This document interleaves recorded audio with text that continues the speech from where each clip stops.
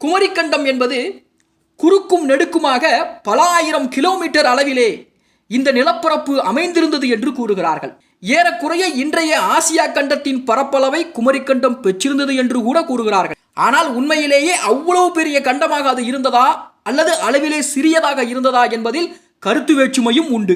இந்த நிலப்பரப்பினுடைய வடபகுதியிலே பஹ்ருல் ஆறும் தென்பகுதியிலே குமரி ஆறும் பாய்ந்து ஓடியது என்பதும் கருத்தாக இருக்கிறது. இந்த இரண்டு ஆறுகளுமே மேரு என்ற மலைத்தொடரில் இருந்து தோன்றியதாகவும் மேரு மலைத்தொடர் குமரிக்கண்டத்தினை இரண்டு பகுதிகளாக பிரித்தது என்றும் கூறப்படுகிறது. இந்த மலையை பற்றி தெளிவாக அறியப்படாததால் தற்போதைய இமயமலையோடு கூட ஒப்பிடப்படுகிறது. ஆக பெருமலை தொடரும் அம்மலை தொடரில் இருந்து பாய்ந்த ஆறுகளும் குமரிக்கண்டத்தை வளப்படுத்தின என்பது வெளிப்படையான விஷயம். குமரிக்கண்டம் எவ்வாறு வளமையும் செழுமையும் நிறைந்து பொலிவுற்றது என்பது பற்றிய செய்திகள் பல்வேறு உலக இலக்கியங்களிலும் கூட காணப்படுகின்றன.